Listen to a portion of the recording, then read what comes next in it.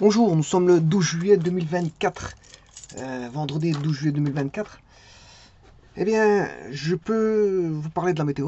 Bon, je sais pas si ça vaut encore la peine de parler de la météo. Je vous dis, c'est une fois il fait bon, une fois il fait mauvais. Depuis le mois d'octobre, c'est comme ça. C'est-à-dire que bon, ils se disent que bon, il y a voilà, quelque chose qui est coincé au niveau de la météo, au niveau du. Ben, moi, je n'y crois pas trop à ce blabla. Moi, je ne vois qui fait bon, qui fait bon, il fait mauvais, peu importe ce qu'on me raconte au niveau de la météo. Mais je sais pas ce qui se passe, mais en tout cas, c'est très étrange, très étrange. Voilà. En tout cas, cette matinée-ci, bon, il a plu énormément et il pleut encore. Alors le ciel est couvert. Voilà, c'est comme ça. D'ailleurs, les fines pluies qui tombent, c'est des fins. On peut apercevoir que si vous avez une fenêtre, je veux dire, en biais, qui n'est pas verticale mais en biais, ben, vous pouvez apercevoir les tombées de pluie sont de forme, voilà, de petits grelons. Petits grelons, ça veut dire que la température est froide. Voilà, bon, on peut me raconter ce qu'on veut sur la météo au niveau du ciel, qu'est-ce qui est bloqué. Ben, je veux dire, ça ne prend pas avec moi. Et voilà, il y a quelque chose qui ne va pas dans le ciel, parce qu'à mon avis, c'est une dérégulation voilà, climatique qu'il y a. Bon, peut-être même forcée, hein, parce qu'il y a des choses qu'on peut forcer au niveau voilà, des couches voilà, du ciel.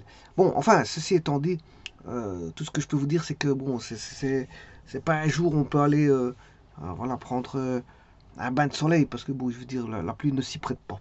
Et je veux dire, c'est des fortes pluies, on sait même pas aller faire voilà, du sport, parce que c'est des draches, des fortes draches qui sont tombées. Et maintenant, il pleut encore un tout petit peu. D'ailleurs, il y a du vent, on ressent le vent, hein, on ressent le vent. Bon, ceci étant dit, ça c'est pour la journée du 12 juillet, ce qui est malheureux, parce qu'à 12 juillet, il doit faire bon, et ici, il fait mauvais. Bon, on demande de calculer donc cosinus de x plus y. C'est ce qu'on demande, sachant que euh, sinus x moins sinus y égale a. Voilà, et cosinus x plus cosinus y égale b. Alors, quelles sont les réactions à donner sur un tel exercice? Si vous avez un tel exercice en examen ou en interrogation, attention que cet exercice-là, bon, comme tout exercice, a une durée. C'est-à-dire que si par exemple l'examen fait 1 heure, vous avez quatre questions, vous devez départager suivant les questions faciles ou difficiles, je veux dire en tempo bien, en temps déterminé. Par exemple, vous allez vous dire, bon, celle-ci, première question, je vais prendre 15 minutes, la deuxième question, je vais prendre 10 minutes, la troisième, je vais prendre peut-être les questions peut-être abordables, faciles, peut-être 5 minutes. Voilà, mais on n'est jamais à l'abri, je veux dire, voilà, d'un plan de vol, hein. Si vous avez un plan de vol, vous dites, bon, je vais prendre autant de temps pour faire ça, et puis qu'il arrive en cours de chemin un incident, que vous prenez plus de temps que prévu, parce que voilà, vous êtes confronté à des difficultés, mais je veux dire, le temps que vous avez prévu n'est plus correct. Vous avez outrepassé le temps de la prévision, le temps de prévision. Donc il y aura le temps réel et le temps prévu. Vous avez prévu 15 minutes, vous en êtes au-delà de 15 minutes. Et maintenant, vous êtes dans l'aléatoire. C'est-à-dire que vous ne savez même pas combien de temps que vous allez prendre pour faire la question. Parce que vous êtes dans l'aléatoire. Vous avez pas, comme vous n'avez pas encore déterminé voilà, la façon de faire au niveau de l'exercice, vous pensiez que c'était bon, un cheminement que vous avez prévu. Et ce n'était pas le cheminement. C'était pas le bon cheminement. Donc ici, vous retombez dans l'aléatoire au niveau temporel. Et c'est-à-dire que là, il faut faire très attention. S'il prend trop de temps et que vous n'arrivez pas à faire l'exercice, mais vous n'aurez pas fait les autres exercices. Et vous êtes toujours à cet exercice-là que vous n'arrivez pas à faire. Donc ça peut faire rater un examen, cette stratégie. Donc quand vous êtes fortement bloqué comme ça, passez à d'autres questions, essayez de résoudre des autres questions, histoire d'avoir des points ailleurs. De collecter. Le but d'un examen, c'est de collecter des points, rien de plus. C'est de collecter des points, et plus vous avez des points, et mieux c'est. Voilà. Mais et après, si maintenant vous avez deux questions que vous n'arrivez pas à faire, bon, vous faites les deux autres. Si vous avez quatre questions ou cinq questions, vous faites les trois questions que vous arrivez à faire, voilà, parmi les trois. Et puis après, bon, vous y mettez un peu plus sur les questions un peu plus compliquées, plus difficiles pour vous. Voilà. Qu'est-ce qui est compliqué? La complication est relative, hein. Ça dépend bon, de beaucoup de choses. Ça dépend de la personne, ça dépend bon, de la préparation de la personne, ça dépend des connaissances de la personne, ça dépend de l'expérience de la personne, c'est le nombre d'années que la personne a traité de ce genre de sujet. Bon, un problème n'est pas l'autre pour tout le monde. Voilà, il y a la relativité, je veux dire, la relativité voilà, d'un exercice par rapport à une personne. Une personne saura le faire pour telle ou telle raison. Elle est mieux préparée, elle a bien étudié ce genre de questions. Ben, il y a une multitude voilà, euh, de facteurs qui font en sorte que la personne va passer moins de temps et plus facilement à une question qui paraît plus difficile pour d'autres et que d'autres bloquent. Bon, la difficulté pour l'une n'est pas la difficulté pour l'autre. Voilà, donc on va dire que c'est une question de relativité, voilà, euh, qui est relatif à chaque personne. Chaque personne a ses connaissances, a ses préparations, à voilà, à sa manière de réfléchir et tralala, tralala. Bon. Ceci étant dit, on demande de calculer. Bon, je mettrais par exemple une question pareille. Si vous fixez 10 minutes, eh bien 10 minutes, tout dépend. Si vous avez le cheminement, d'accord. Si vous n'avez pas le cheminement, ça prendra plus que 10 minutes. Donc, supposons que vous avez dit que la question, ça faisait par exemple question, partie d'une panoplie de questions. Vous aviez 5 questions. Par exemple, cette question-là est à la question 4. Et que dans la question 4, votre prévision de temps, le temps, vous avez dit, c'est 10 minutes. 10 minutes. J'ai un problème ici au crayon.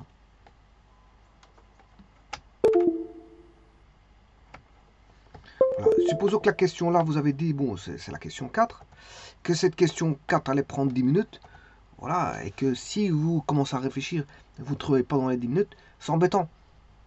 Toute votre stratégie au niveau de votre interrogation, votre examen, est pris en dépourvu. Est pris en dépourvu. Est pris en dépourvu. Bon, alors, comment établir, faire un exercice pareil? Eh bien, la première des choses, c'est que vous avez cos x plus y. Et que, bon, vous devez connaître vos formules. Cos de x plus y, au niveau des formules, c'est cos x, cos y. Attention qu'avec les cosinus, quand vous avez un plus, ça donne un moins. Voilà. Alors, si vous aviez cosinus de x moins y, c'est la même chose. Cos x, cos y, simplement, vous aurez un plus. Alors, puis, bien sûr, viennent les sinus.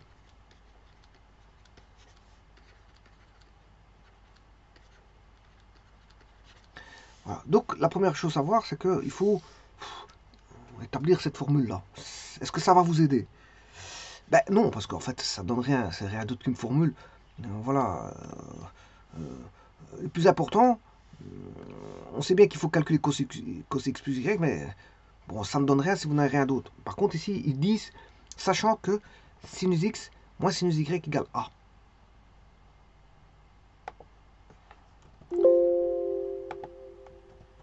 On a ceci.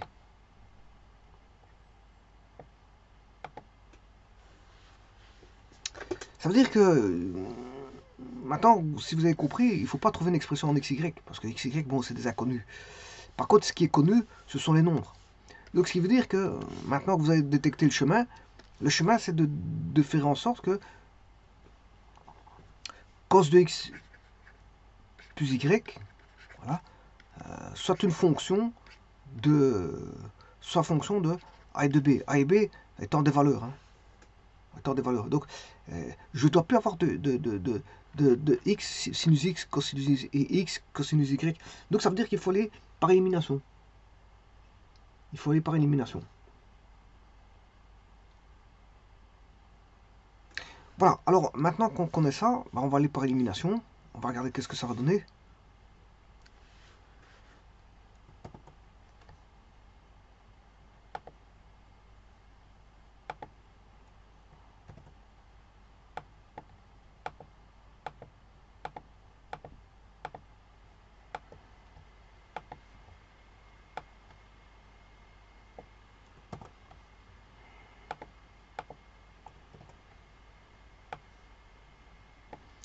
Eh bien, donc j'ai deux expressions qui donnent A et B. On a la première, on a la seconde.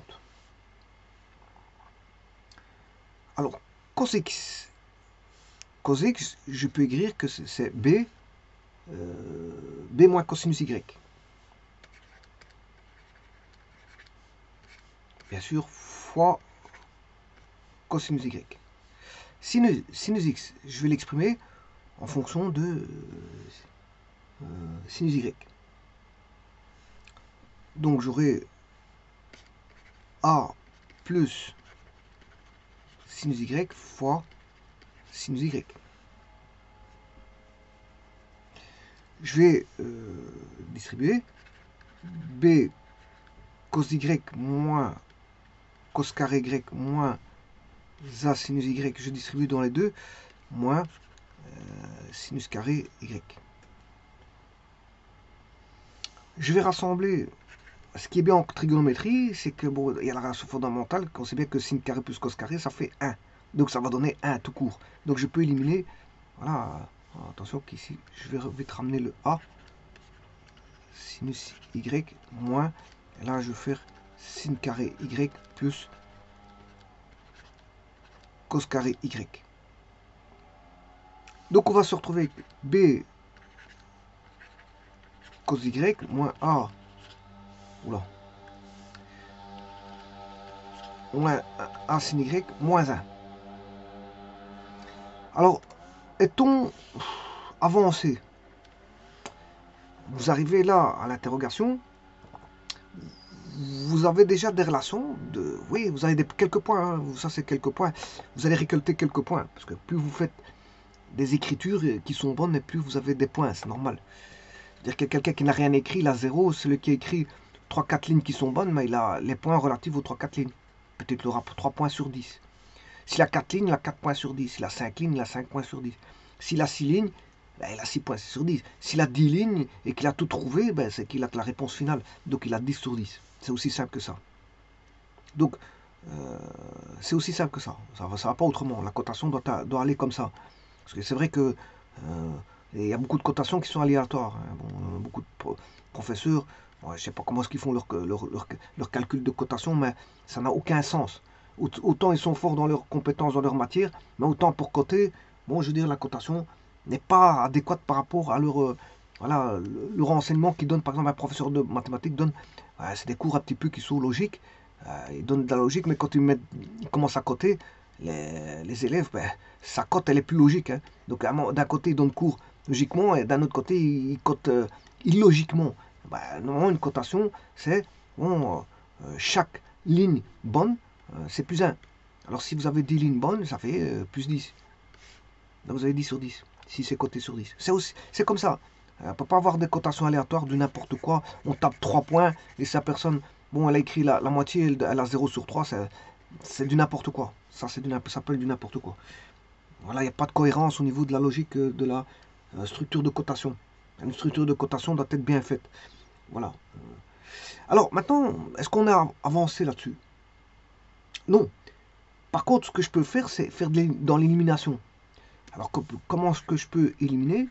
Ben, sinus carré x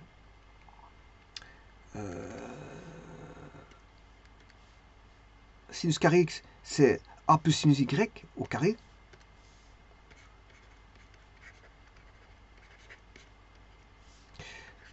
Et de même, cos carré x, c'est b moins cosinus y.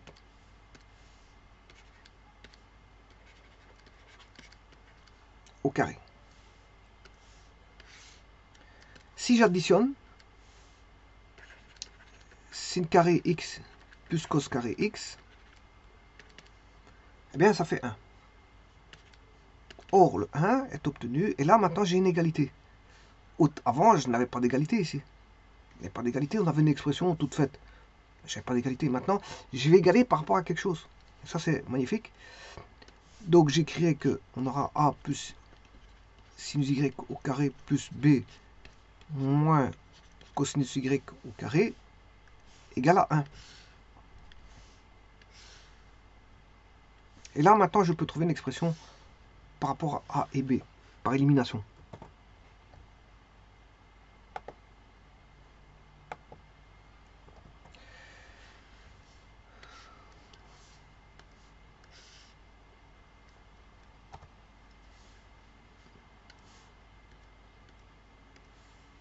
Donc j'écrirai que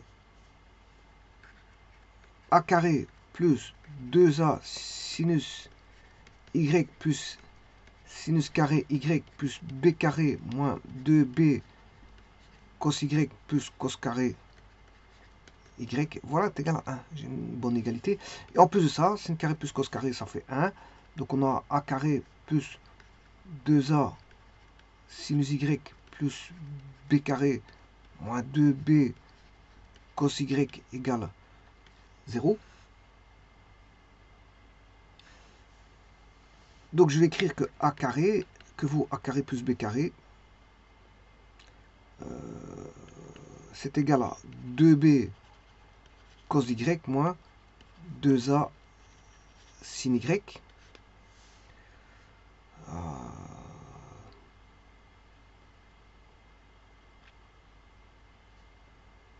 Alors je vais diviser par 2. Donc j'écrirai que b cos y moins a sin y est égal à a carré plus b carré, le tout sur 2.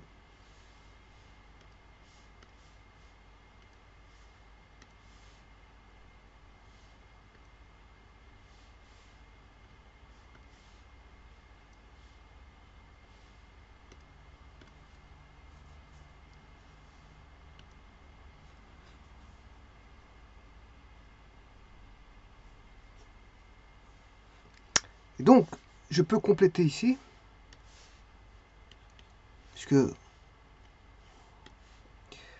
b cos y moins a sin y, c'est la somme des carrés sur 2.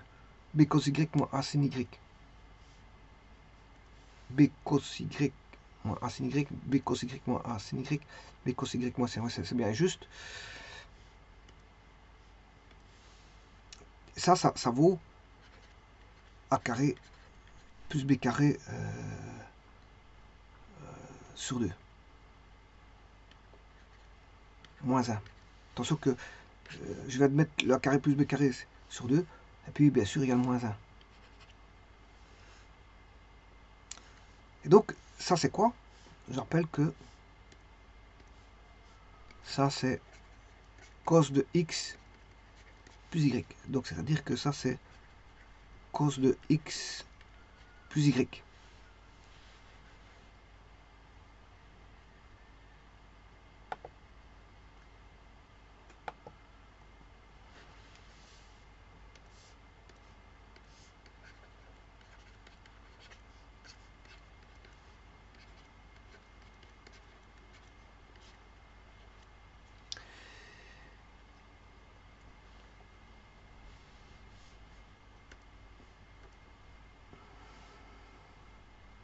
Moins 1.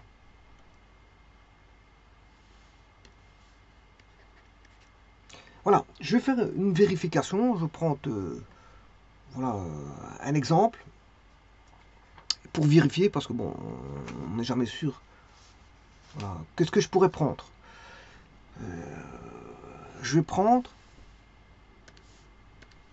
deux angles, cosinus de 22 degrés plus 27 degrés.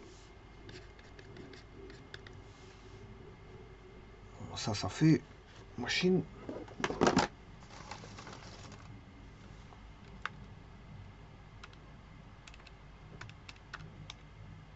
« 0,65. Bon, je vais l'écrire avec 3 décimales. 0,656. Ou alors je vais mettre avec 6 décimales. 1, 2, 3, 4, 5, 6. Ouais. Je vais l'écrire avec 6 décimales.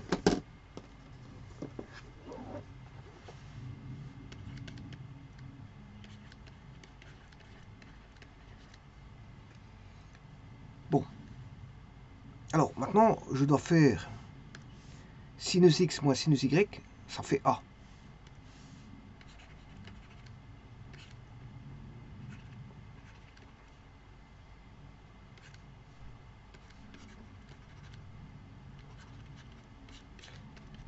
Là, je vais avoir le A. Et cosinus de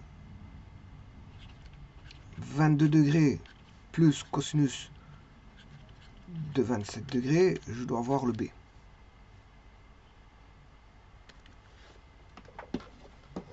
je vais calculer ça. Bon, je peux le faire avec GeoGebra plutôt que de le faire avec la machine.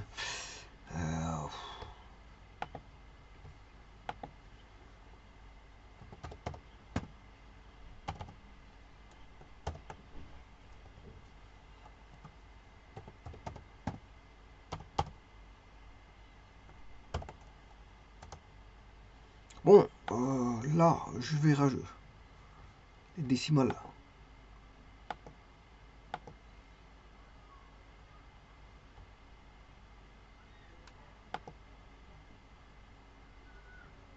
Algèbre.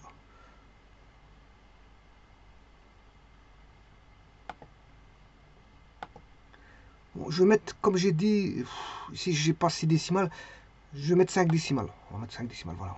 0,07. J'ai pas 6 décimales, hein, c'est bon, je soit 5 ou 10. On va dire ça comme ça. Voilà. Alors maintenant, je vais faire le cosinus 22 degrés plus cosinus 27 degrés. Et là, j'ai le A et le B. Le A vaut... Bah, justement, c'est A et B ici. C'est très bon. C'est comme... voilà, ici, j'ai mis A et B. C'est magnifique. J'ai mis A et B. Donc, je les ai. Maintenant, je vais calculer A carré plus B carré. Je vais calculer cosinus de X plus Y.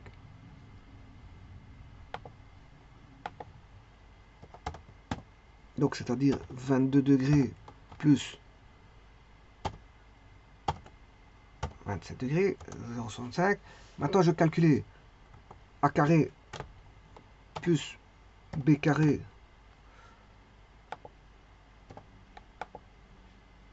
sur 2 moins 1. Et voilà. Donc, c'est bien bon. L'expression, elle est bonne.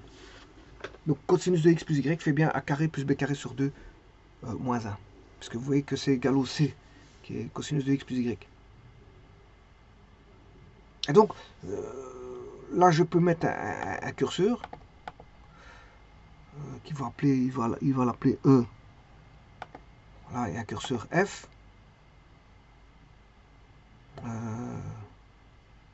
Ouais, attention qu'ici.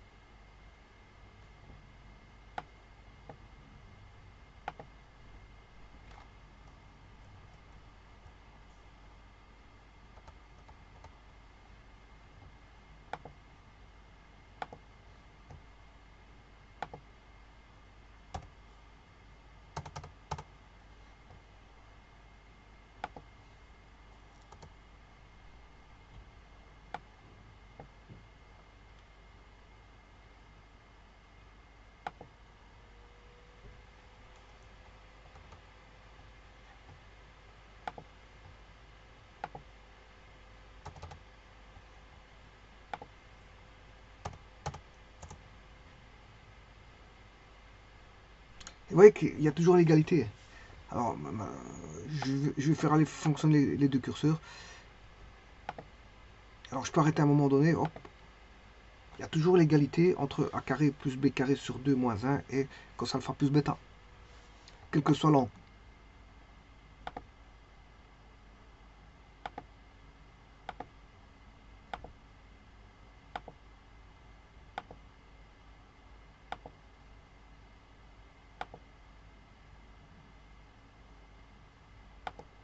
Je vous remercie.